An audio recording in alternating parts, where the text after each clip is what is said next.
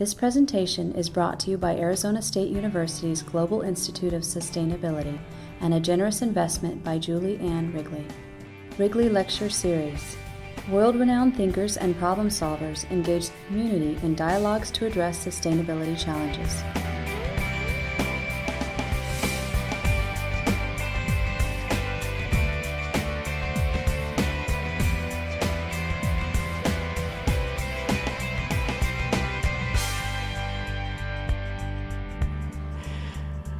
My name is Chris Boone. I'm the Dean of the School of Sustainability at Arizona State University. It's my pleasure to welcome you here to this very special event, what we call our Wrigley Series.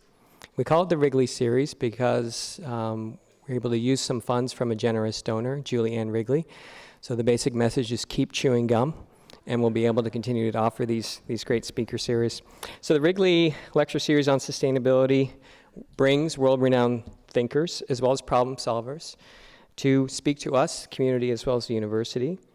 They are chosen specifically for the effective work that they do in addressing sustainability challenges, and not just talking about the challenges themselves, but talking about the solutions to those challenges.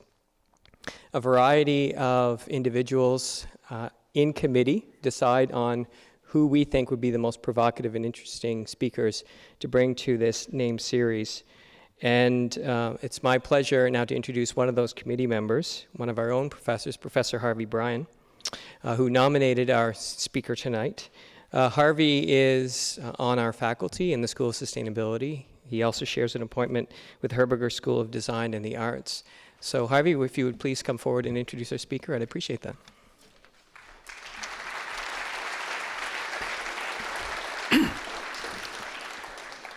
Thank you, Dean Boone. Welcome. I believe we're going to have a truly inspiring conversation tonight, and it will be a conversation a little later. What I'd like to do is the official introduction, and then I'd like to do follow up with something a little more personal. So Amory Lovins is a physicist, environmental scientist, writer, chairman, and chief scientist at Rocky Mountain Institute. He has worked in the field of energy policy and related areas for 4 decades. Harvard and Oxford educated. He was named by Time magazine as one of the world's 100 most influential people in 2009. He has promoted energy efficiency and the use of renewables and the generation of energy at or near the point of use. He has over a dozen honorary doctorates. He's a fellow of the American Association for Advancement in Science, a MacArthur Fellow. He was named Time Magazine's Hero for the Planet.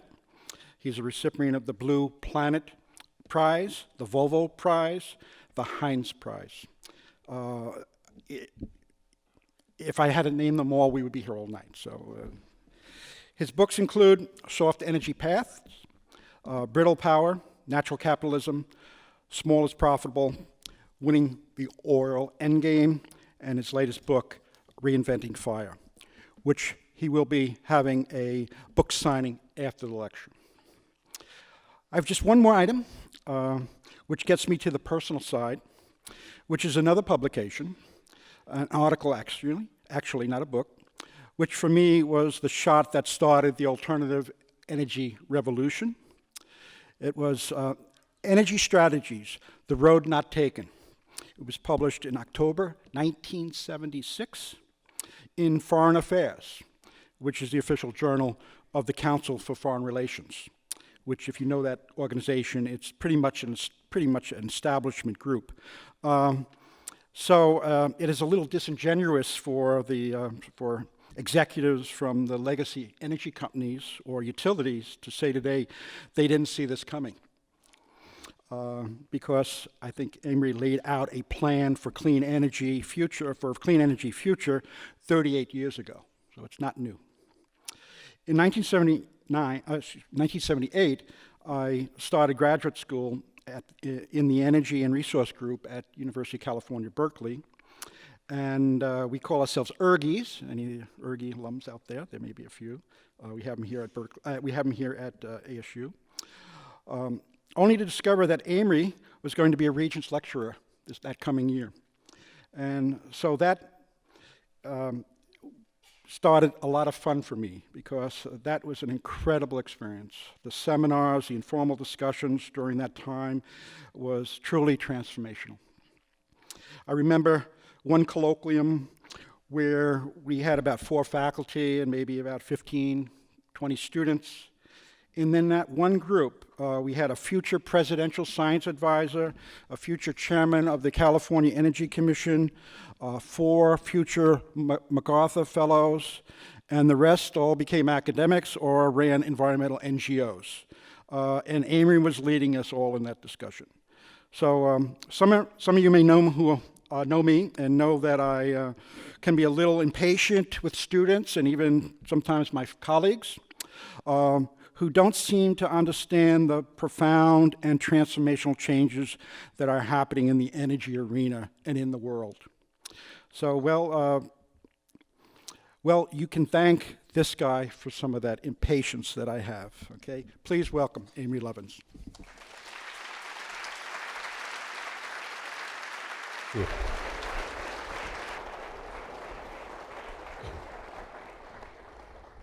Thank you. After that generous introduction, I can't wait to hear what I'm going to say.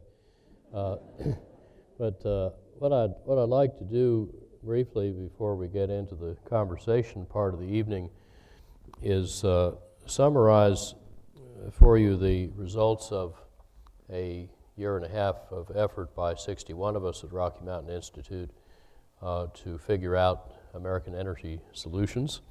It's a business book called Reinventing Fire. And I should perhaps start by explaining the title. We have this peculiar public conversation about energy in this country that, if it were boiled down and expressed clearly, would be a stupid multiple choice test. Namely, would you rather die of A, energy or oil wars, or B, climate change, or C, nuclear holocaust, or D, all of the above? Oh, I missed one. Or E, none of the above, which is the choice we're seldom offered. But what if we could make energy do our work without working our undoing? Could we imagine fuel without fear? Could we reinvent fire? And we chose that big poetic title because long ago fossil fuels, well, first of all, fire made us human, and then fossil fuels made us modern in the past couple of centuries. But now we need a new fire that makes us safe, secure, healthy, and durable. That works now, and it actually costs less than what we are doing, so let's see how it would work. 4/5 of the world's energy still comes from burning each year 4 cubic miles of the rotted remains of primeval swamp goo, extracted and delivered with great skill. And those fossil fuels have built our wealth, created our whole civilization, enriched the lives of billions of people, but also they have rising costs to our security, economy, health, and environment that are eroding, if not outweighing their benefits. That's why we need a new fire. And moving from the old to the new fire means changing 2 big stories. Oil and electricity each puts 2/5 of the fossil carbon into the air. And they have almost nothing to do with each other. Less than 1% of our electricity is made from oil. But they have similarly concentrated uses in that 3/4 of the oil fuels vehicles, 3/4 of the electricity powers buildings, and then the rest of both runs factories. So if you make all the uses more efficient, you can save oil and coal and natural gas to displace both. But today's energy system isn't just inefficient, it's also disconnected, aging, dirty, and insecure, so it needs refurbishment. But by 2050, it could become efficient, connected, and distributed with elegantly frugal vehicles, buildings, and factories, all relying on a resilient, secure, modern electricity system. So the United States can get off the oil addiction we've got and the coal addiction by 2050, and also use a third less natural gas while switching to tripled efficiency of use and 3/4 renewable supplies. And our kind of grand synthesis found that by 2050, this transition could end up costing $5 trillion less than business as usual in net present value, assuming that all hidden or external costs like carbon emissions are worth zero, a conservatively low estimate. And yet this cheaper energy system could support a 158% bigger economy without needing any oil or coal, or for that matter, nuclear energy, using about a third less natural gas. And this could be done without any new federal taxes, subsidies, mandates, or laws. And it could be done without any new inventions. No new laws? Huh? Well, let me say it again. I'm going to tell you how to get the United States completely off oil and coal by 2050. $5 trillion cheaper with no act of Congress, the transition led by business for profit. And the idea is to use our most effective institutions, private enterprise co-evolving with civil society, and sped by military innovation, to go around our least effective institutions. And whether you care most about profits and jobs and competitive advantage, or about national security, or about environmental stewardship, climate protection, creation care, public health, reinventing fire, makes sense and makes money. So this is a very trans-ideological approach. Now, General Eisenhower reputedly said that if a problem's too difficult to solve, make it bigger. Move out the boundaries to include everything the solution requires. Don't just chop the problem into smaller bite-sized pieces. And therefore, in Reinventing Fire, we integrated all 4 sectors that use energy: transport, buildings, industry, and electricity. We happen to have worked in equal depth in all of those, so that made it easier. And also, we integrated 4 kinds of innovation, not just the usual 2, technology and public policy, but also 2 even more powerful ones that are normally left out, namely design, the way we combine technologies, and strategy, new business models, new competitive strategies. And these combinations give you a lot more than the sum of the parts, especially in creating some deeply disruptive business opportunities. Where to start? Well, in this country, we pay about $2 billion a day for oil and another $4 billion a day for the hidden economic and military costs of our oil dependence. So it would make sense to start by getting autos off oil because they use about half of it. And to do that, we just start with the physics of the car. 2/3 of the energy needed to move a typical car is caused by its weight. And every unit of energy we can save at the wheels by taking out weight, or drag, or rolling resistance, saves another 6 units of energy we don't need to waste getting it to the wheels, and therefore it saves altogether 7 units of fuel at the tank. Huge leverage from making cars lighter, except for the past quarter century. They have suffered epidemic obesity. They now weigh over 2 tons. They've gained weight twice as fast as we have. However, we now have very light, strong materials like carbon fiber composites that can make dramatic weight savings snowball and can make autos simpler and surprisingly cheaper to build. Lighter and more slippery autos also need less force to move them, so their engine gets smaller, and then you can afford to use electric propulsion because you need 2 or 3 times fewer of the costly batteries or fuel cells. Therefore, the sticker price of the car converges towards today's level. The driving cost per mile is much lower from the start. So that specific sequence of innovations can shift automakers from wringing tiny savings out of essentially Victorian steel stamping and engine technologies to the steeply falling costs of three mutually reinforcing technologies, namely the ultralight materials, their structural manufacturing techniques, and electric propulsion. And if you're exploiting three steep and synergistic learning curves while your competitor is out on the flat part of one of them, you win. Sales can grow and prices can drop even faster with a temporary policy called a fee-bait, which, like all the policies I'll mention, can be done administratively or just at a state level, where we always make most of our energy policy anyway. And fee-bait means rebates for efficient new vehicles paid for by fees on inefficient ones. This is running now in various forms in 5 European countries plus Singapore. And the biggest European program, which is in France, actually tripled the speed of improving car efficiency just in its first 2 years. Now, this shift to electric autos is going to be as game-changing as the shift from incrementally improved typewriters to the dramatic Moore's Law-driven gains in computers. And of course, computers and information technology are now America's biggest industry. Typewriter makers have vanished.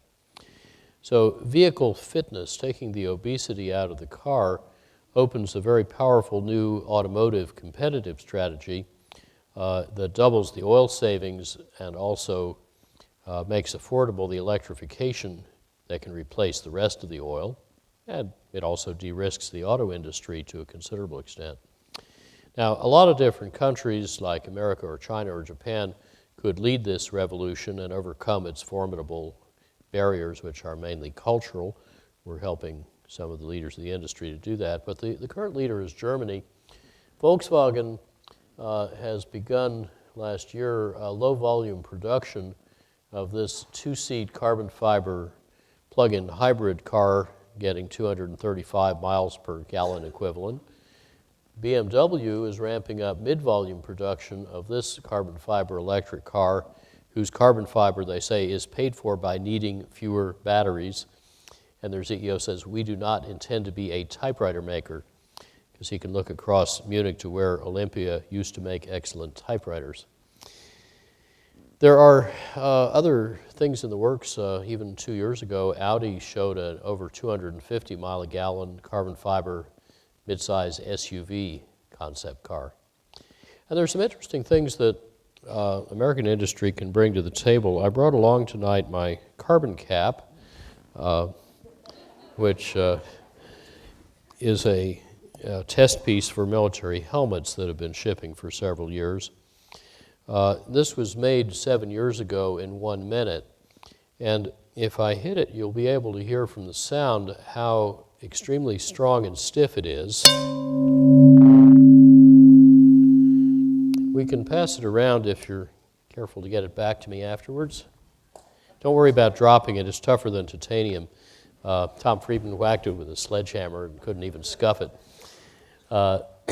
So now that we have technology that can make complex 2 by 2 meter parts in about a minute with near aerospace performance, if you scale that kind of technique to U.S. automaking, it can save 80% of the capital needed in that industry. It can save a lot of lives because this stuff can absorb 6 to 12 times as much crash energy per pound of steel and do so more smoothly. And the oil saving just for the U.S. would be equivalent to 1.5 Saudis or half an OPEC from drilling in a very prospective play called the Detroit Formation. And those nega barrels under Detroit, saved barrels, cost only $18 each because you only need to pay for the electrification. The ultralighting is approximately free, paid for by much simpler automaking and a smaller propulsion system. And those nega barrels are also domestic, secure, carbon-free, and inexhaustible. Of course, the same physics and the same business logic also apply to heavy vehicles. Walmart's using about 44% less fuel to move a case of merchandise than they did in 2005, thanks to better truck design and better logistics. You may have noticed also they just showed a concept truck with terrific aerodynamics and carbon fiber trailers and so on. Altogether, the technical potential alone is to triple the fuel efficiency of those heavy trucks. And if you combine that with the triple to quintupled efficiency airplanes being designed at places like Boeing and NASA and MIT, you got nearly $1 trillion of heavy vehicle fuel savings available.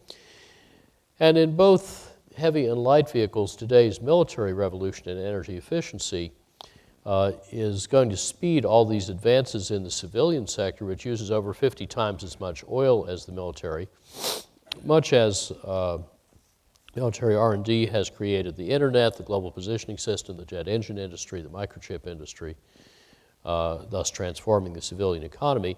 Only this time the leverage can speed our nation's journey off oil, so we don't need to fight over oil, so our warfighters can have neg emissions in the Persian Gulf. Mission unnecessary. They really like that idea. Also, as we design and build vehicles better, we can use them a lot smarter. This is a typical congestion graph during a day showing the morning and evening rush hours. And if that were an electricity load shape, we would throw a lot of IT-enabled smart grid and demand response and pricing at it to try to flatten out those peaks. But by not yet doing that for road traffic, we're wasting many billions of dollars a year through idle people, idle vehicles, and idle roads. But rather than just watching traffic double as is officially forecast, we could actually use 4 proven techniques to reduce needless driving. We could use smart IT to charge drivers for their road infrastructure by the mile, not by the gallon, and some more IT to enhance public transport and to enable car sharing and ride sharing.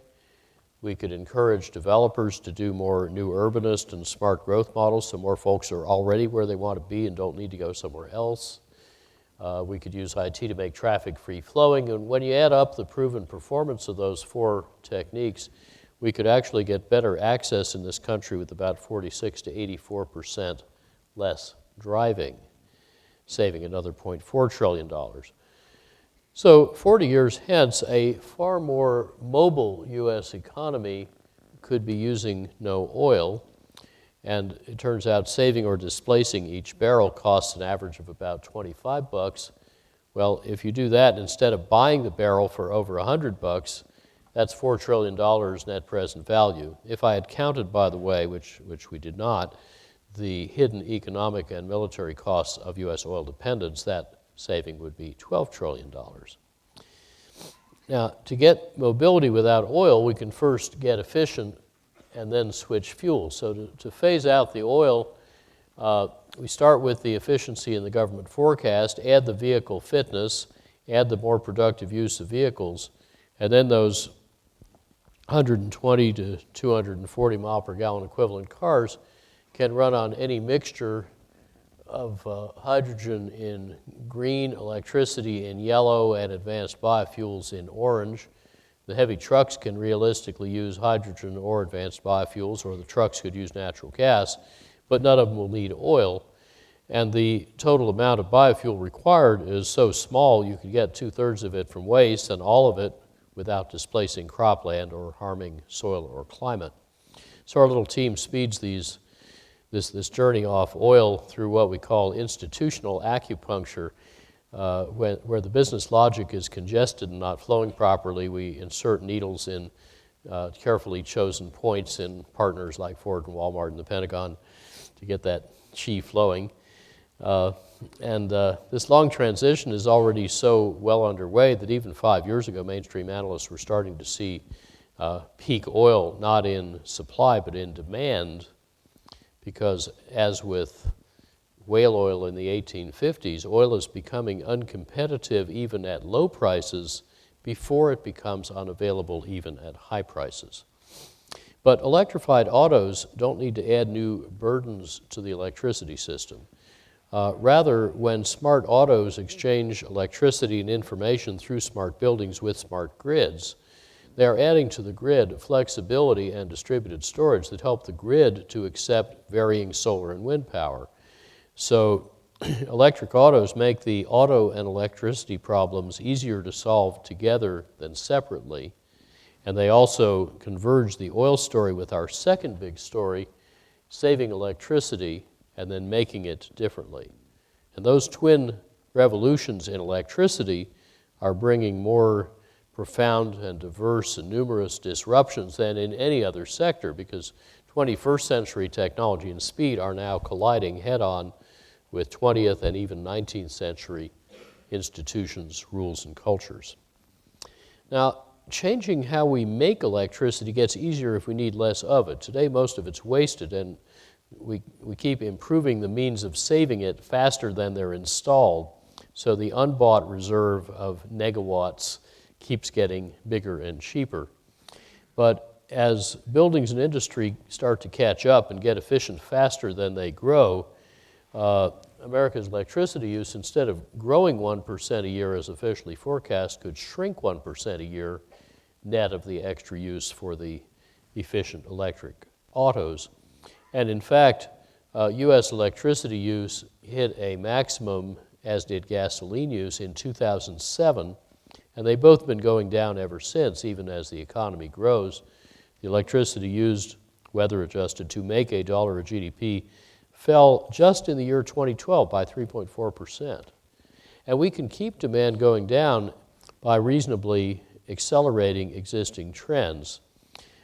Specifically, over the next 40 years, U.S. buildings, which I'll remind you use 3/4 of the electricity, can triple or quadruple their energy productivity, saving $1.4 trillion net present value with a 33% internal rate of return. That is, the savings are worth 4 times their cost.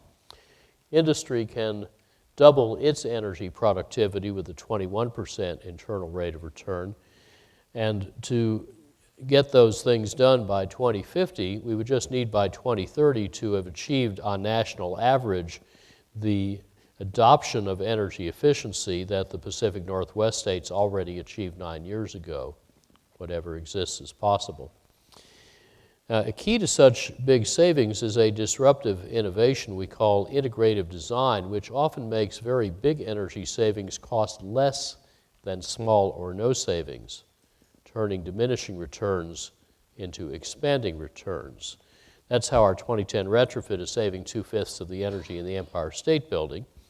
We first set up a little temporary window factory on a vacant floor and remanufactured all 6,514 windows into super windows that insulate several times better and that are almost perfect in passing light but blocking heat. Those plus other improvements reduce the peak cooling load of the building by about 1/3, and then we were able to renovate smaller chillers rather than adding bigger chillers, saving $17 million of capital cost, which paid for most of the other improvements and reduced the payback time to just 3 years. A major energy service company had offered a 3-year payback, but their saving was only 7% because they were optimizing components in isolation. We saved 6 times more with the same 3-year payback by optimizing the whole building as a system. And our latest cost-effective deep retrofit of a difficult 48-year-old federal office building in Denver is expected to save 70%, still cost-effectively, making it more efficient than the most efficient new U.S. office building. Let's try another kind of building, my own house. Judy and I live at 7,100 feet in western Colorado near Aspen, where temperatures have gone as low as minus 47 F. We've had as much as 39 days of continuous midwinter cloud. A few weeks ago, we had 26 inches of snow in 24 hours. It doesn't have to look like this to work like this. This house actually is an archetype of the European passive house movement, which has over 30,000 houses and apartments, which, like ours, need no heating, but have roughly normal construction cost. Now, if we go into this central atrium under glass that insulates like 14 sheets of glass, but looks like 2 and costs less than 3. 2 years ago in a February snowstorm, this is what it looked like. You can see 2 of the 5 banana crops that were then ripening. Now 2 years later we have 6 banana crops ripening, numbers 48 through 53. And actually 2 recent crops a year ago harvested themselves when their 65-pound weight pulled down the tree. Now, when I first moved in '84, this house was using about 1% the normal amount of space and water heating energy, 1/10 the normal household electricity, half the normal water, all with a 10-month payback. Today's technologies are a lot better, so we've retrofitted them, and we're measuring about 300 data streams to see how much better they are. The trouble is the monitoring system seems to be using more electricity than the lights and appliances.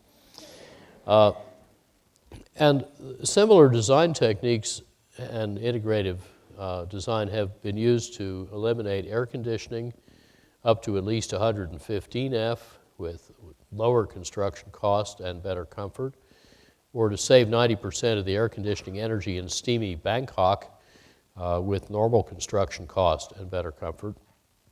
Probably about everybody in the world lives in a climate somewhere between Old Snowmass and Bangkok. But wherever you live, the key is integrative design that gets many benefits from each expenditure. So this white arch that holds up the middle of my house has 12 different functions, but it has only one cost. Integrative design can also increase the $500 billion of conventional energy savings in industry. Dow Chemical, for example, has already captured $9 billion of those savings on a $1 billion investment, but there's a lot more to do. For example, 3/5 of the world's electricity runs motors, half of that runs pumps and fans. We can make all that equipment a lot better, but first we should tackle bigger, cheaper savings that are normally left out. They're not in any official study. They're not in any engineering textbook I know. They're strikingly effective. For example, pumps, the biggest use of motors, move liquid through pipes. But a typical pumping loop, which happened to be in a carpet factory in Shanghai, was redesigned to use at least 86% less pumping energy, not by using better pumps or motors or controls, but just by replacing long, thin, crooked pipes with fat, short, straight pipes. And that, of course, makes the pumping equipment smaller, so the capital cost goes down. In our own house, we got a 97% saving on pumping energy that way at lower cost. So this is not rocket science. It's not even a new technology. It's just rearranging our metal furniture as designers.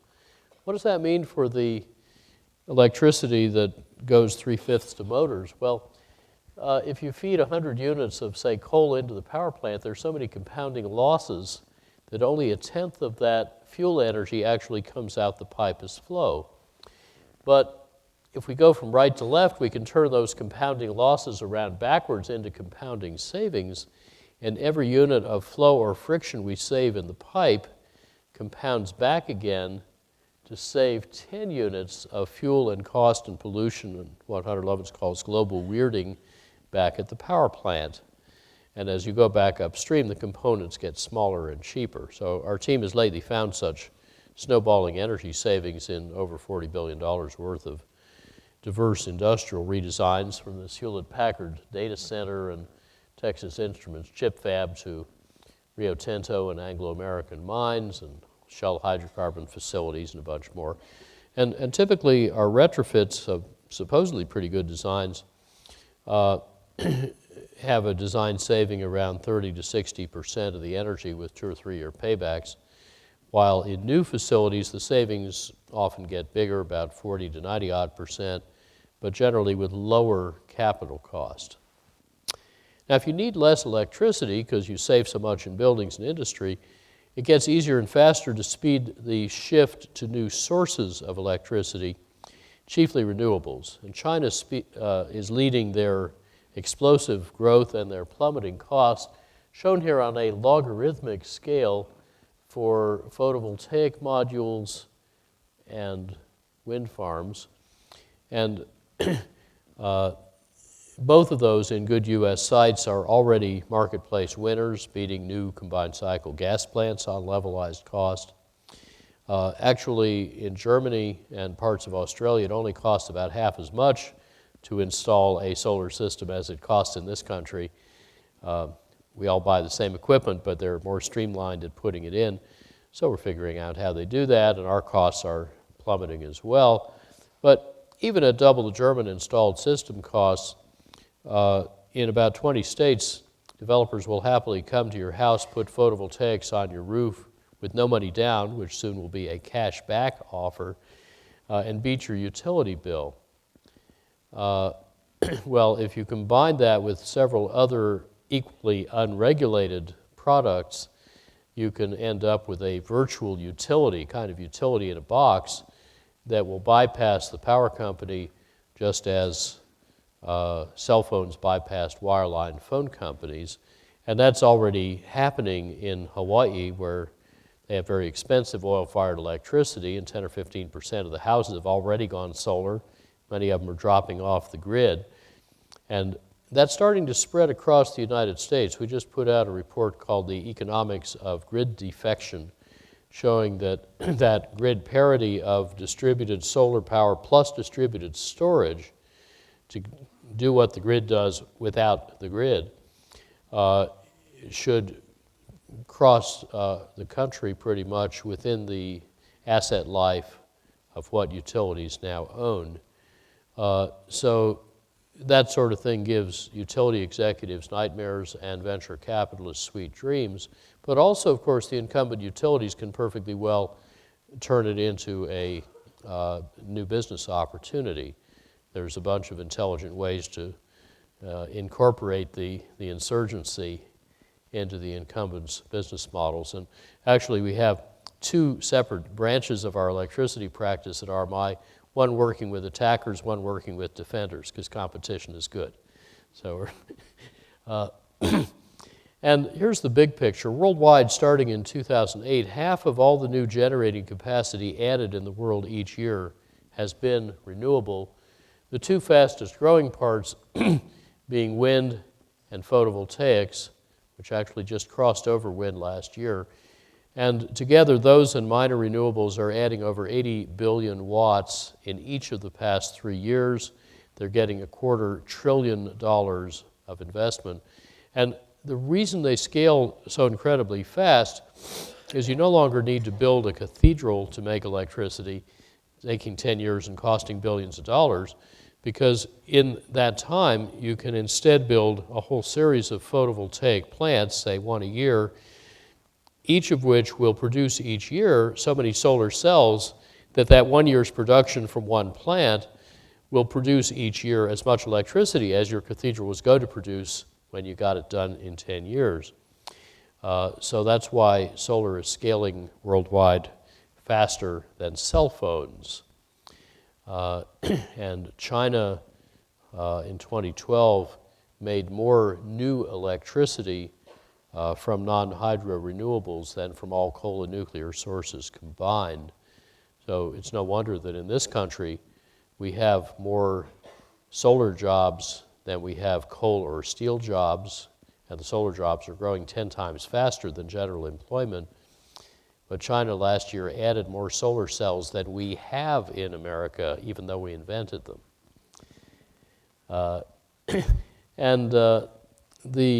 These sources have now far surpassed the installed capacity of worldwide nuclear power, which already was losing net capacity before the Fukushima accident. And worldwide orders for coal and nuclear plants are fading away because they have no business case. However, we are often told that only those coal and nuclear plants can keep the lights on because they are 24/7, whereas solar and wind power are variable and thus supposedly unreliable. Well, both parts of that statement are wrong. First of all, variable does not mean unreliable. During a stormy winter month, the red line shows the output of France's wind power, and the blue line shows the forecast of that output 1 day ahead. I'll bet we wish we could forecast demand that accurately. And then no generator is 24/7. They all break. And big ones are typically down about 10 or 12% of the time. And when a big one fails, you just lost 1,000 megawatts in milliseconds, often for weeks or months, often without warning.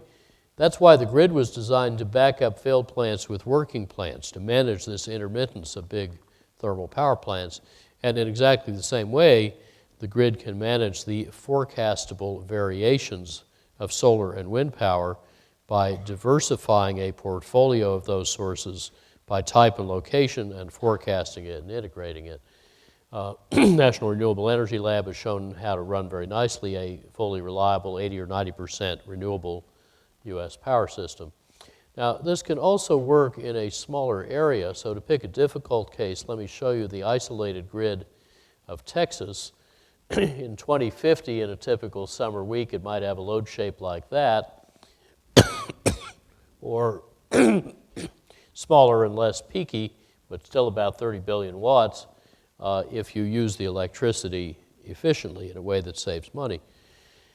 Well, let's meet all of that with renewables, 86% on an annual basis from a mixture of wind and solar. You can see how variable they really are. The other 14% from the other renewables, which are dispatchable. You can have them whenever you want. So that's things like geothermal, small hydro, burning municipal solid waste, burning feedlot biogas in combustion turbines, burning energy studies, solar thermal electric with heat storage to run it into or through the evening. So we're now 100% electric in this simulation, but it's not a great match to the load shapes. We have both surpluses and deficits. However, we can take the surpluses and store them in two kinds of distributed storage fully built out, namely ice storage, air conditioning, and smart charging and discharging of electric vehicles. And we can then recover that distributed storage when we need it and fill in the last bits with unobtrusively flexible demand. And now we have reliable power every hour of the year. All the moving parts fit together properly, and only 5% of the renewable output is left over. So the economics will be quite good. Now, this is not just theory. Some countries, particularly in Europe, already run their grids with exactly this choreography. Germany, the fourth biggest economy in the world, is about a quarter renewable electricity. Denmark in 2012 was 41% renewable electricity. Scotland, 40%. First half of last year, Spain, 48%. Portugal, 70%, up from 17% 8 years earlier. Small countries can move fast. And we're starting to see the same in some American states. Iowa and South Dakota are about a quarter wind-powered. Texas, about a tenth. Some days closer to a third. Our own utility, Excel in Colorado, has been over 60% wind-powered for an hour. The lights stayed on. The Big Island in Hawaii is 57% renewable, heading for 70% in about 3 years. So much for the supposed reliability limits to wind and solar power and the supposed need for bulk storage, which none of these countries have added. And there's another very important trend going on, namely a shift towards more distributed generation. Denmark used to run on just a few big coal-fired power plants, but over 3 decades has shifted to a constellation of wind in blue, 84% owned by the farmers in their communities, and ag waste cogen in brown. They're headed for all renewable energy of all kinds by 2050 at essentially no extra cost. And they've also been reorganizing their grid in a cellular architecture that makes cascading failures impossible. Now, brings us back to the American grid, which is so aging and dirty and insecure that we need to replace it anyway by 2050. And it turns out whether we replace it with more of what we've got, or with new nuclear build and so-called clean coal, or with centralized renewables, or with half-distributed renewables, it all costs the same. Regardless, it's about $6 trillion net present value.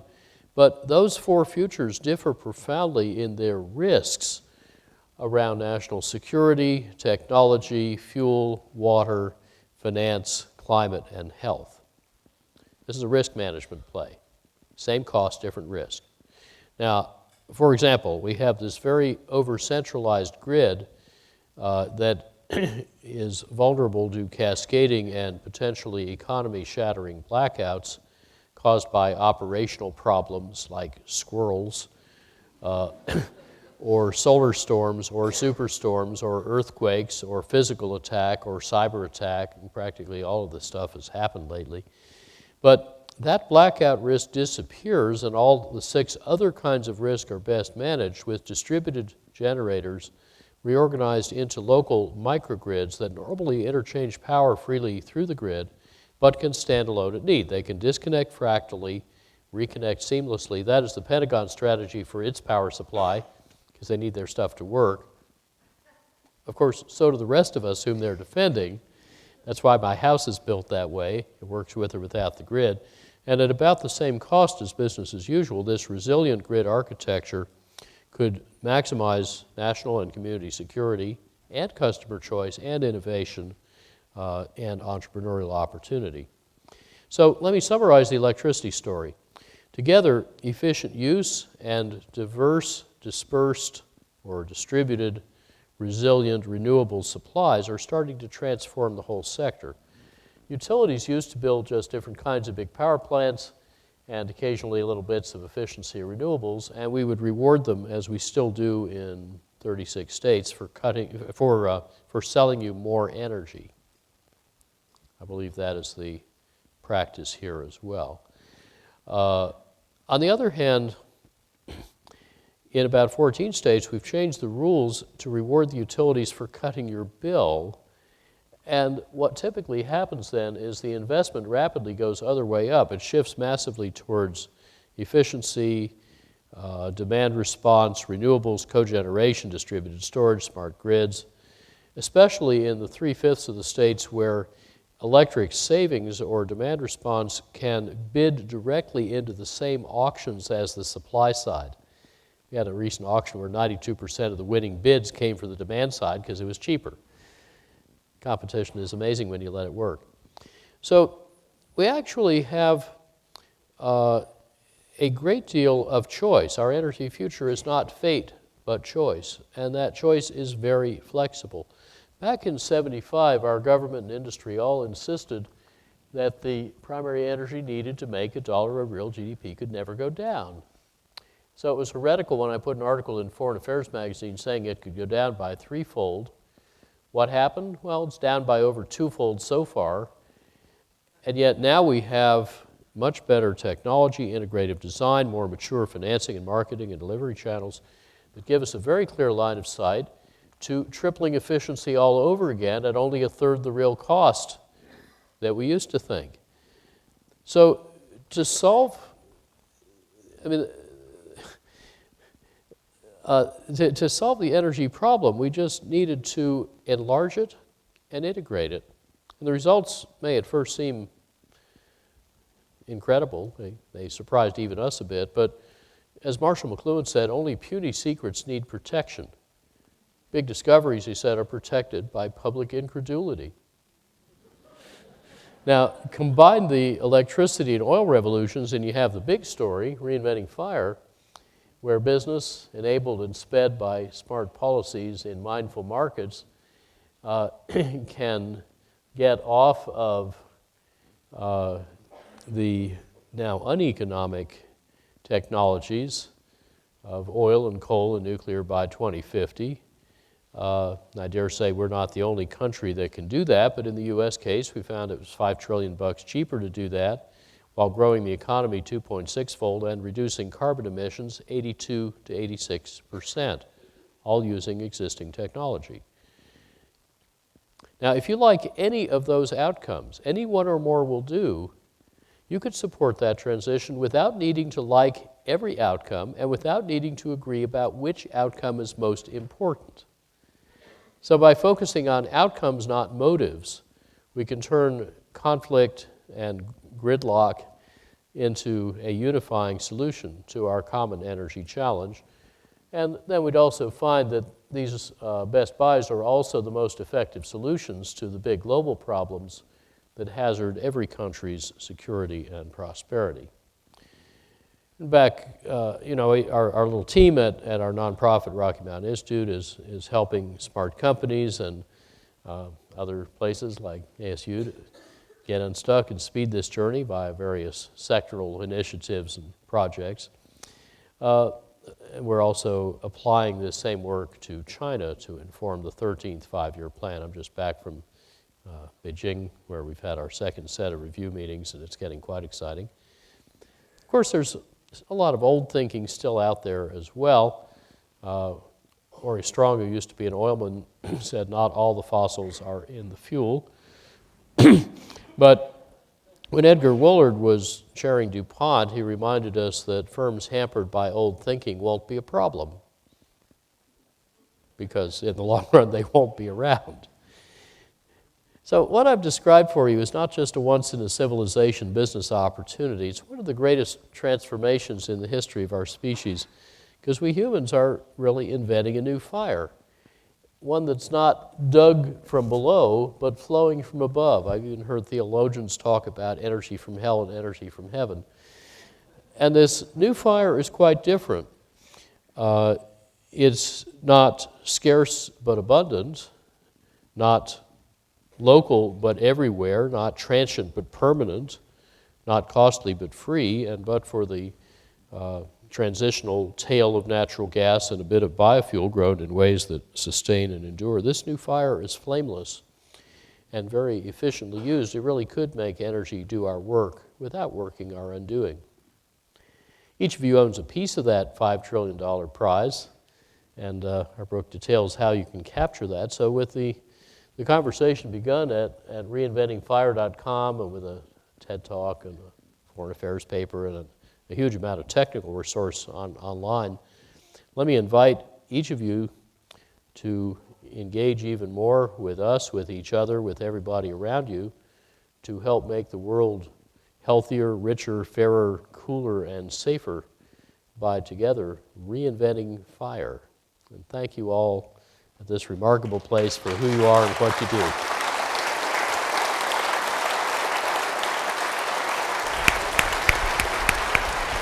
What chair would you like? Hi. You pick it. Okay. All right. Amory, thank you so much. There's a term I've been hearing lately called ecosystem services, and everyone's talking like it's a brand new thing. What would you have called ecosystem services 20, 30, 40 years ago? We called them ecosystem services. And There's a lot of that in a book we did with Paul Hawken called Natural Capitalism. exactly. Yeah, pointing out that things like cycling nutrients, cycling water, pollination, regulating the climate are all services we can't live without. And as Ray Anderson pointed out, the economy is a subset of the environment, not the other way around. Why do you think we've been able to sort of almost lie to ourselves about that being true? Like, how have we had an artificial existence with that before now the alarm bells are ringing?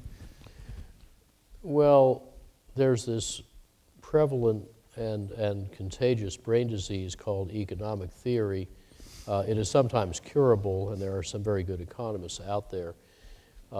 But if you get too confused between the map and the territory, you could easily persuade yourself that that human transactional relationships seen through the lens of price are how the world works, and that we can safely ignore the biological context, the envelope that contains, sustains, and provisions all of this economic activity. I actually was told the other day of an economics professor who had said, when told climate change is about physics, he said, "Well, don't worry, economic law will always overcome physical law."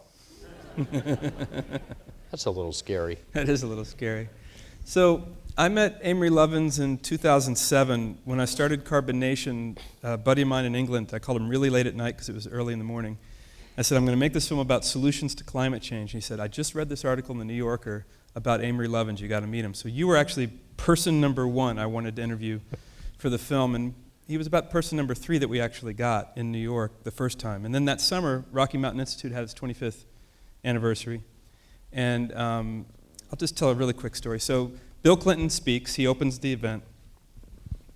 Lots of energy from that. He goes scooting out to wherever he was going.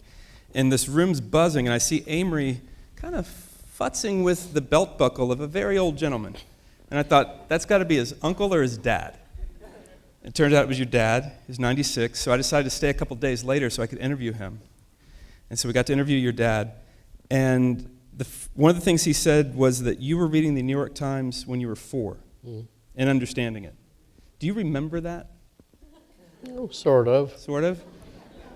And then you go to Harvard at age 16, Yeah, but you didn't finish. yeah, But somehow they invited you to Oxford to become Yeah. a Don. yeah.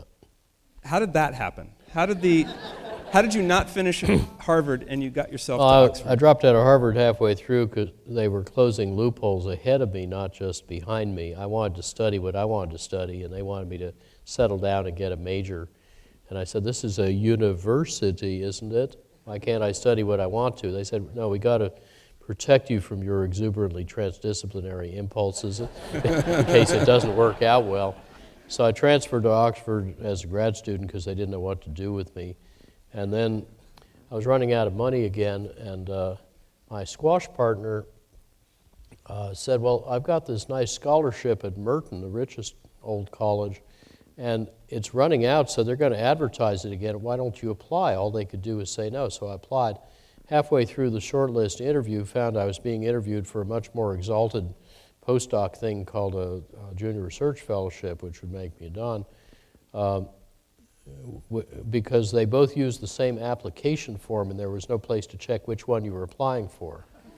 So anyway, I got that one, and that was good for 3 years, and I could do whatever I wanted, but they wouldn't, one exception, they wouldn't let me do a doctorate in energy, because this was in 91. 71. 71, right. 1971. So that's 2 years before the Arab oil embargo. Right. And they said, energy? What's that? It's not an academic subject, is it? We haven't a chair in it. Pick a real subject. So I said, sorry, I think it's about to become really important. I need to go work on it, and I'll just resign the fellowship. So they now have a chair in it. No. What in 1971 made you think about energy as important when most people in the world didn't? Well, anybody who was paying attention in 71 knew that the whole system was about to blow up. And even in the... What were those indicators? Am I going too far read back? the damn newspapers. I mean, look at the economics, look at the Middle East politics. But broadly, even in the mid-'60s, it was obvious there were 2 existential threats to civilization from our energy system, namely climate change and nuclear proliferation. And we'd better be darn sure we didn't have either one, let alone trade off one for the other. And through decades of dumb policies, we now have both. But there's still a lot we can do about both of them by taking economics seriously. And it was also obvious that if you looked at the whole tangle of challenges around population, resources, environment, development, security, economy, energy was kind of a master key that could unlock a lot of those and teach us how to think about the others, like water. So I thought that would be a really fruitful area to look into. And so I did. My first professional paper on climate change was in '68. And by '76, with a lot of good discussions at Shell, my foreign affairs paper had reframed the energy problem around the end-use least cost approach.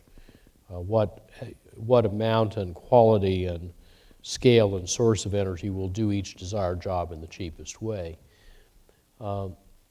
And that set off a furious debate. After a year or so, the dust had settled, and it's now the approach anybody uses that really wants to understand what's going to happen. And it's proven very fruitful in other fields. Now, it's been attributed to you the phrase, the pioneers get the arrows. The settlers get the land. That's not mine. That's I don't not know yours? whose it is. That's a very old one. Okay, there you go. Enough said on that one.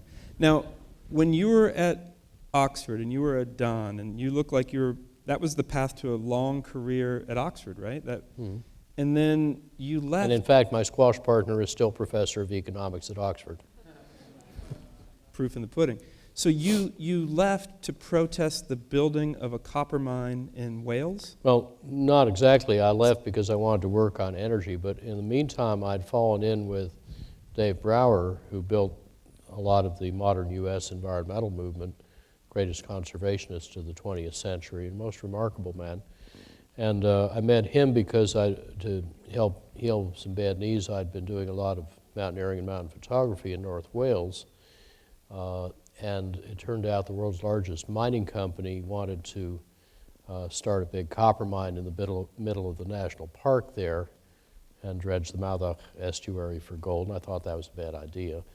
So meanwhile, I'd been sending some slides to Dave because National Geographic said, well, he might like this sort of thing. For us, they're too atmospheric and not representational enough. So I sent him to Dave to ask if he had some advice, because I was running out of money to buy film. Kodachrome and processing were very expensive, and I was a starving student. And my co-photographer, Philip Howell Evans, who was the lab technician in the physics department and the finest color landscape photographer in Britain, it turned out, had done a bunch of stuff that Dave liked. And one day he said, I've got this contract with McCall to do a dozen of these exhibit format books on the Earth's wild places. One of my authors just got sick. I'll give you a half hour to decide if you guys want to do a book on North Wales. So we did, and it turned into a case study of British national park policy. And as a result of that and a BBC film we helped with, the mining company Rio Tinto went away mad, and the copper's still in the ground. Actually, had they mined it, they might have gone broke because the copper market crashed just as they would have been at their maximum outstretch of cash flow, but they didn't take my efforts to help in quite the gracious spirit of which they were meant. There's not a picture of you with some flowers around it at the Rio Tinto headquarters? Well, actually, we are their favorite consultant and they are our favorite client, because now for many years their chairman, advised by the then head of Friends of the Earth UK, who was leading the campaign against their mine, they have become the leader in greening the global mining industry, which has a lot of work to do. Mm-hmm. And isn't it funny how these things come around when you realize, as somebody remarked in Adam Kahane's recent book, Power and Love, if you're not part of the problem, how can you be part of the solution? And sometimes after dinner with some of the Rio Tinto executives who were not around then and don't know this history, I recount to them how we first met, and we all have a good chuckle over it. Yeah. Now, you mentioned institutional acupuncture. Yeah. Do you get acupuncture treatment yourself? Occasionally. Yeah. And do you meditate as well? There's a lot of students here, and I've found meditation to be incredibly helpful. Well, mountaineering is a meditation. Mm-hmm. Music is a meditation, sure. So yes, I don't have as regular a practice as I'd like to, although in my younger days I did on occasion. And you play piano as well? Oh, used to. My last recital was in '71. Oh. But you have a nice piano, that's for sure. Yeah. So, systems. I'd have to say that since I've come to ASU, that's been one of the things I've learned most. The newest idea, it's obviously not new at all, but it's become very clear to me, it's been very well described to me. talk to me about how the word systems or the concept of systems is played in your thinking, which maybe made you look way ahead of the game just because you were looking at a bigger picture. Maybe what Eisenhower's talking about, making a bigger problem. Well, I've always been one of those who dig holes with a WH. And I guess it's partly being immersed in nature a lot and realizing how everything is connected that made it clear that a lot of the way our society has gotten in trouble is the Cartesian reductionist fallacy that if you take something big and complicated and interconnected and chop it into a lot of little pieces, it'll be the same as the sum of the parts. Even Aristotle knew better than that. How did that grab hold, that concept of reductionist science? How did that happen? Well, it was very powerful in its application to create things like the Industrial Revolution. But its unexpected consequences come about because that's not the way big complicated systems really work, like nature or societies. I also had very eclectic interests because although originally I had a long educational track in physical science, I had a parallel track that went chronologically, music, classics, math, linguistics, some law, a little medicine, a lot of mountain photography. And at that point I started to diversify because in our line of work you need to pick up a couple of new disciplines a year. You never know what they're going to be. And if you do that for a few decades, everything reminds you of something. So I've taught now at 10 universities, but only subjects I've never studied, because then I can have beginner's mind and it's much more fun. Do they know that when they're hiring you? If they read my resume, yeah. And actually, I was very lucky to discover early, and I'll just let you all in on it in case you don't know the secret yet, there are few, if any, disciplines that a smart and motivated person can't learn as much about in 6 months as most, not all, but most people in the field know. And once you realize that, you can be utterly uninhibited in romping around in anybody's intellectual turf you want. There aren't really any boundaries. It's all academic tribalism that creates artificial boundaries. Any cultural anthropologist would have a field day with this. So, you just jump the fences, walk on the grass, and go learn whatever you need and want to learn. And the more eclectic it is, the better. We have too many narrow specialists. We need people who can make new kinds of connections. And if indeed you know some physics and some cultural anthropology and some ancient history and some Chinese literature and art history and even a bit of economics, you'll probably be able to figure out important new ideas that are actually useful. The vision across boundaries, the silo spanning or silo busting, Yeah. a lot of which does go on here, and it's a great credit to your president and your university that thinking has found a home here. Yeah, I've never been in a university before, and I haven't found any kind of silo situation for myself. I just go where I want to go, and it's working fine. What is what's inspiring you right now that maybe you haven't put into your slideshow? What's sparking?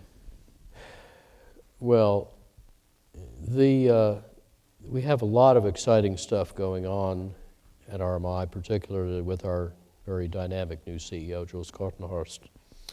But I think I'm most excited by how the China work is going. And let me tell you a little story. When natural capitalism came out in '99, within a few weeks, some unknown hero at the Chinese embassy in London had a copy in Beijing on the desk of Li Baohong, who was the #2 ideologist of the Chinese Communist Party, and a most remarkable man. He wrote the slogans that shaped the nation's mind. So think of him as a really high-level ad executive, creative for 1.3 billion people. Right. And he read this thing and thought it's the greatest thing since boiled rice and just what China needed at this stage of her development. So with our blessing, he decided to publish it. And he had it translated by a crack team. He wrote a preface in the name of the party saying it's politically kosher. He came up with a fabulous title for it, Ziran Zibelun, which is literally treatise on or ideology of natural capital. But in those 5 characters, it bows to Marx, Lao Tzu, Confucius, environmentalism, capitalism, business management, culture, and several other axes, and I'm not even counting the homophones. He had it published by his daughter's house, Shanghai Popular Science Press. He had it launched by Mershi in Shanghai. During the course of this, we became acquainted. One day we're floating down the Huangpu River through Shanghai, and I think he's looking kind of wistfully over at the docks area. I say, "Do you know that part of town?" He said, "Oh yeah, I was a manual laborer over there for 10 years in the Cultural Revolution." And as I talked to him some more, I think, wait a minute, this guy sounds like a Taoist. So I pull out my little stone that says Tao, and he lights up. He didn't know there were Western Taoists, let alone that I was one.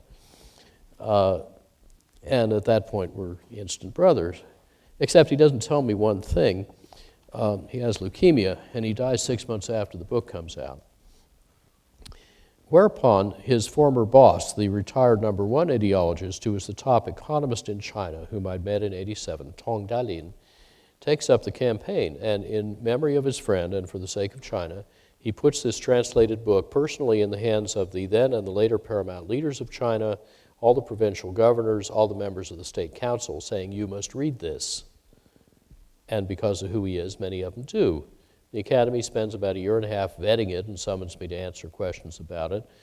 And they seem to be directionally satisfied because I'm told this had a lot to do with China in '05 adopting energy efficiency as its top strategic priority for national development. Now, we wrote the thing for American business leaders, not for ideologists of the Chinese Communist Party, but what the hell will take it? Mm-hmm. Isn't it funny how these things work? Mm-hmm.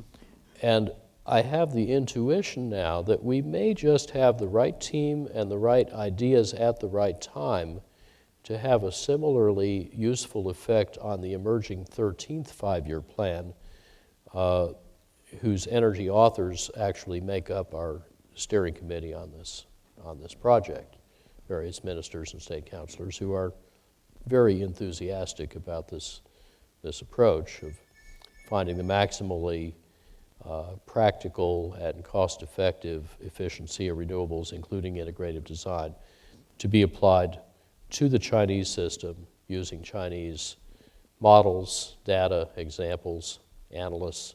So we've teamed up with their top 2 energy outfits that work for the National Development and Reform Commission, which writes the strategy of the country and enforces it, and with the China Energy Group at Lawrence Berkeley National Lab, and very excited by how that's going. So we've got the base case now. We're 9 months into a 2-year effort, and sometime this fall we should have the Reinventing Fire China scenario with dramatically lower energy use for the same economic output, lower cost, much less carbon emission and air pollution, so less water use. And it's that scale. Yeah, it is scale. Remarkable how well these are people of very high quality personally and professionally, and most of them are engineers, by the way. Mm-hmm. It's a very technocratic government, and the most powerful of the 4 state councilors we work with, 10 minutes into my first meeting, was saying, "Well, now I see what you got. When you're ready to move on A, B, and C, I want to take them to state council tomorrow and make them national policy." Can you imagine some of our government officials doing that? It'd be pretty amazing. Yeah. So there's microphones right there and right there on each of the 3 levels. So if anyone has any questions, you can start lining up as I continue down a little more line of questioning. So here you are at Arizona State University. You clearly have a president and an administration and a faculty world and a student body that love what you're doing, and I would imagine a few of them, especially students, would like to go to China with you all. Am I right? Am I wrong? Yeah, I see one hand. Okay, so she wants to go, and he wants to go. What about a pipeline between ASU and China via RMI? Is anybody talking about anything like that? I don't know. So we could learn what the Chinese are learning and bring it back, or? Well, I'd have to consult with my colleagues. Just a thought. Yeah, this project is run by Dr. John J.O.N. Kreitz, C-R-E-Y-T-S, who the former McKinsey partner, and we have a number of native Chinese on staff and more on the way. Obviously, there are language barriers, and my Mandarin's not very good. I could see how the language would be an issue. So we've got a question right over there. Yes, thank you, Jamie. I'm Jamie Kern. Thank you so much for coming out and sharing. Thank you so much for coming out here and sharing everything on a very common sense level with us. My question is, other than educating the entire public on the matter to change policy, how can we go about, which is extremely difficult and rarely happens, but would be great. How do you go about taking this information and turning it into actionable work and getting the governments or the jurisdictions, or in Arizona's case, the Corporation Commission, or on a national level, some activity towards a renewable energy future? Well, we like to work with effective institutions, and they're different in each place. So we tend to work much more with the private sector in the United States and with the most capable government agencies like NDRC in China. A completely different way of doing things, but whatever works. If you're trying to change things here, well, actually, there's a Chinese proverb, "Ten Gao Huang Di Yun," which means heaven is high and the emperor is far away, but it applies equally to both our countries. They're both big and diverse and complicated. And I expect in Arizona people think that Washington's pretty far away, and you do your own thing here. So you have to understand your local ecosystem, and you understand it a lot better, I'm sure, than I do. But whatever group or individual you're dealing with, just follow the old Saul Alinsky principle of talking to folks where they're at, not where you're at. Talk to their concerns in their language. Don't feel you have to inflict your truth on them. And it also helps to be apolitical. That goes beyond nonpartisan.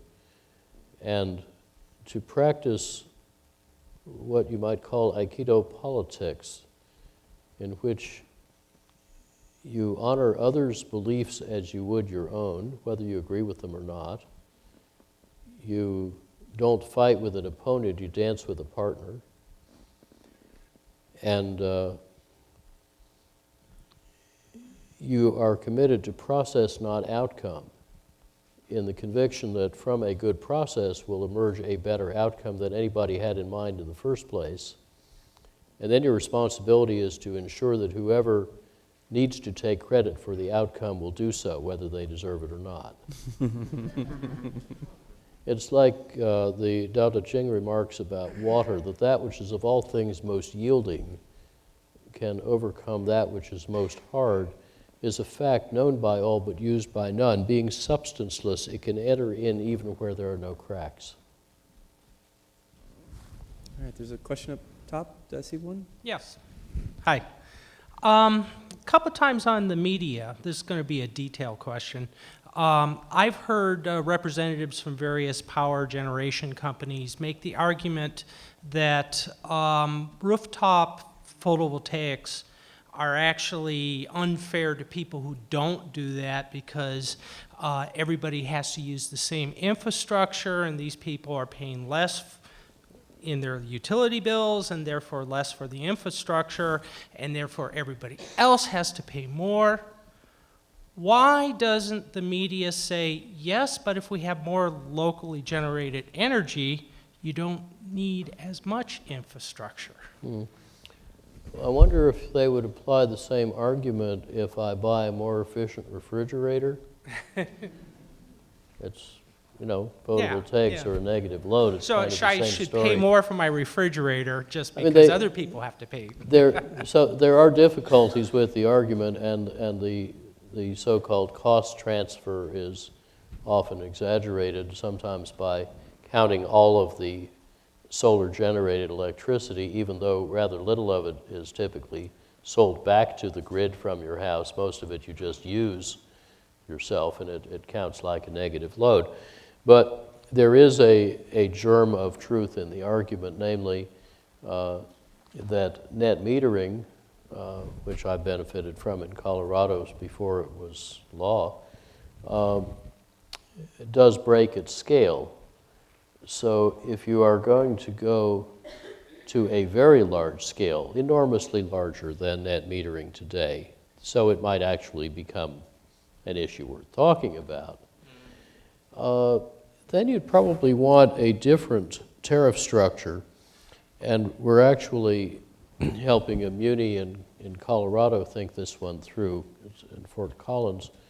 The idea would be a bidirectional value tariff where the utility and the customers pay each other the fair value of the services they exchange. Because if you're making photovoltaic energy, you're not just making kilowatt hours, you're providing on-peak capacity, very reliable on-peak capacity. You're providing local resilience. You can provide a mixture of real and reactive power.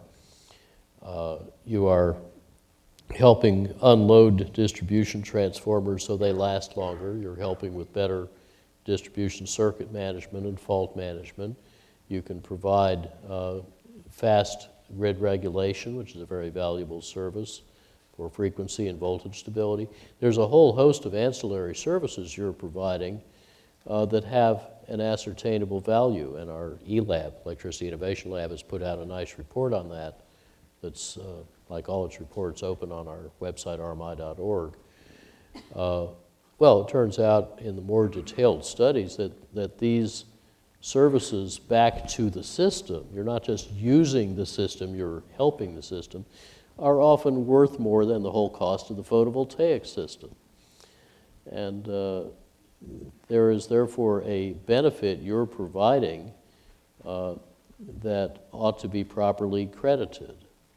And if the value exchanged is properly compensated both ways, that scales up just fine, and it then displaces the costly new or replacement infrastructure, as you suggest, and provides better service at lower cost for all customers, and if it's structured right, can enable the provider to make more profit at less risk. So I think that's a very good way forward, but we are still at an early stage in this rapidly changing industry of thinking through together the new business and revenue and regulatory models, grid integration, grid security.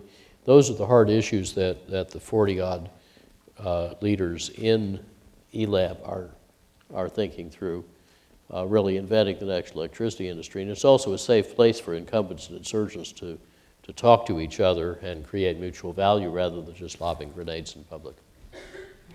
Wouldn't it, Thank you. under that scenario where there's so much benefit that the solar panels offer into the system that's owned by and run by the utility, wouldn't it make sense then for the utility to just be throwing a bunch of solar on people's roofs and being a part of that? Yep.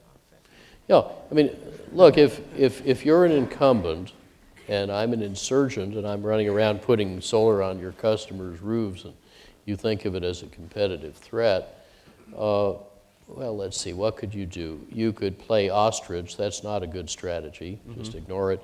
Or you could try, as some do here, to fight it or tax it or block it.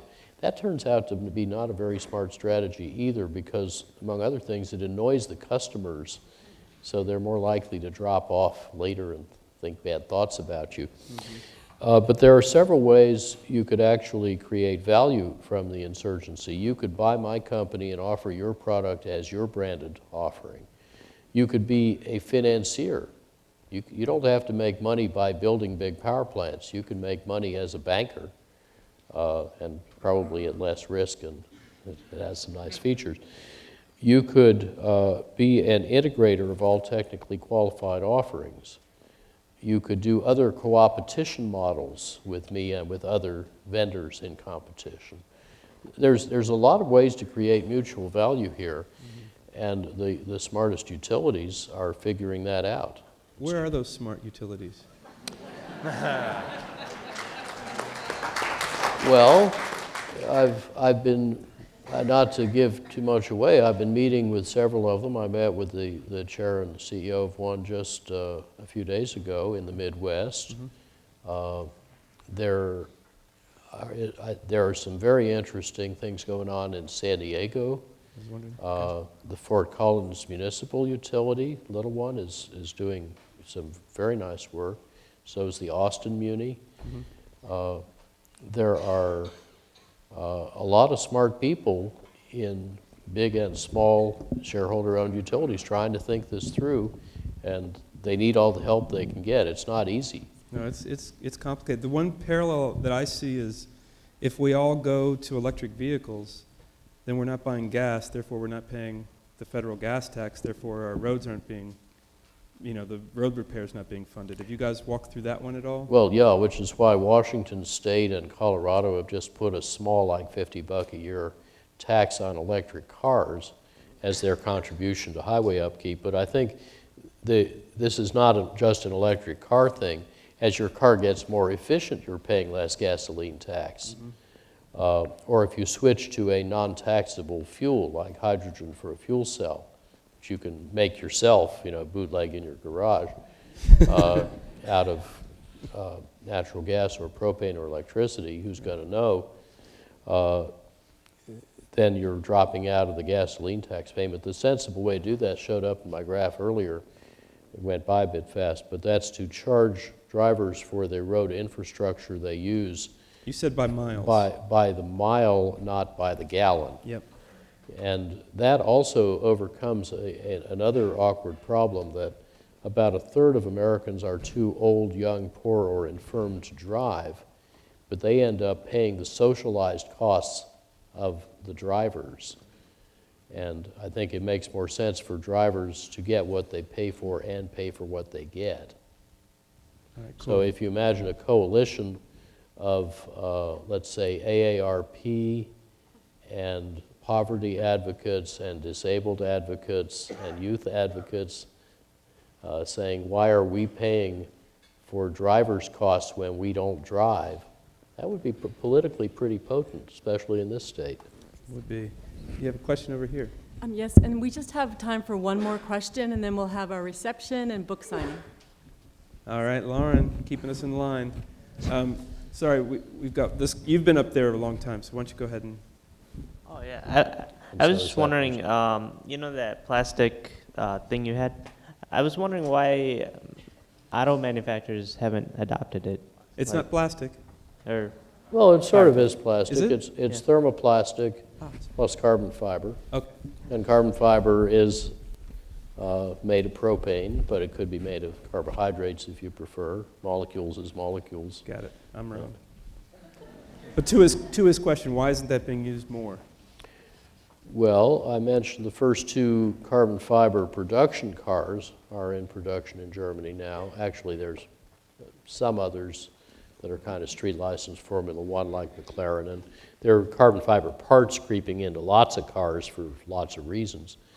But in fairness, there were both technical and economic obstacles to widespread use of that material. And there are 17 competing production processes. I just mentioned one I think is particularly good. I used to chair that company, so I know Is something that about it. BrightSource? No, that was FiberForge. But that technology has now been sold to Diefenbacher, a leading German tier one, so that's going to the supply chain.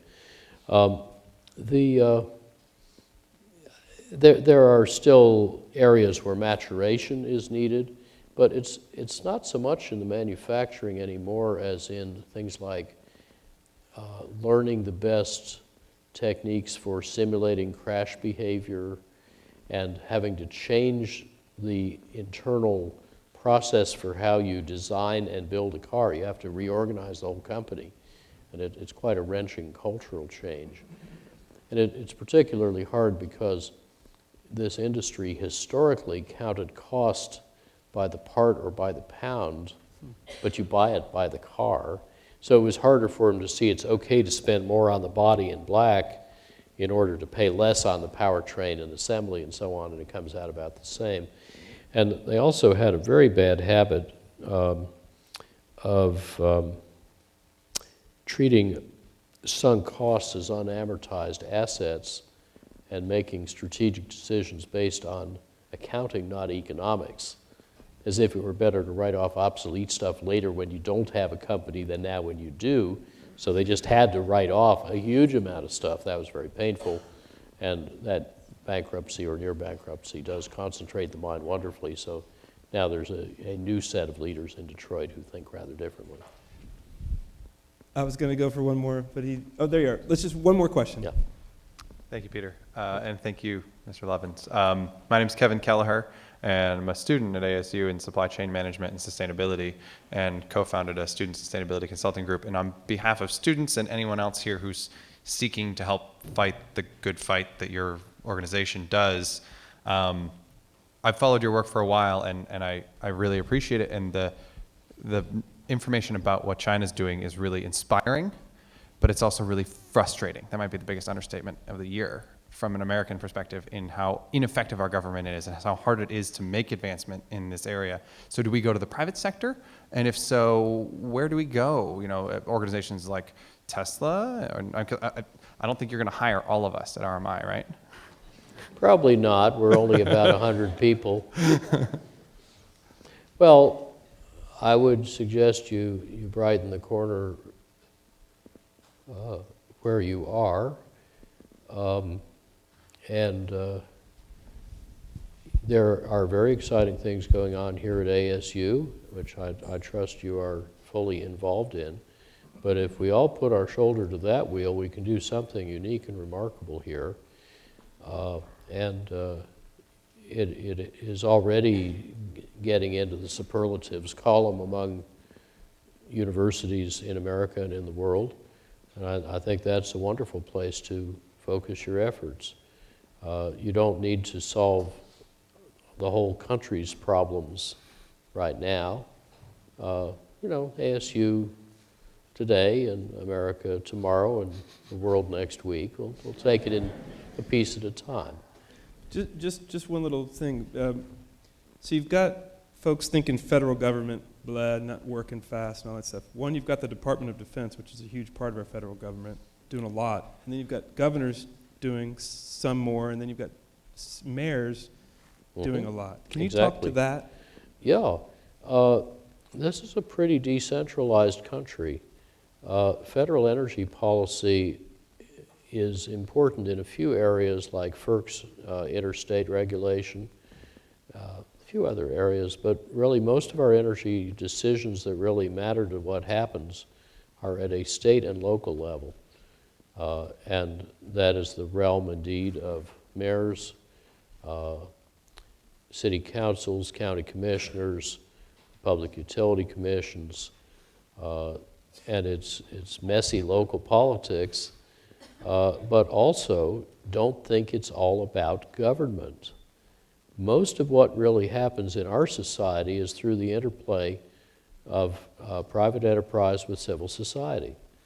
And at RMI, you know, when Hunter and I set that up in '82, we thought through what was going to happen and figured we would be wise not to have a presence in Washington, not to lobby, not to litigate, but to work chiefly with business because we want to get stuff done. And that has worked out very well. It's a great note to end it on. Everybody, let's give Amory Lovins a hand. Thank you.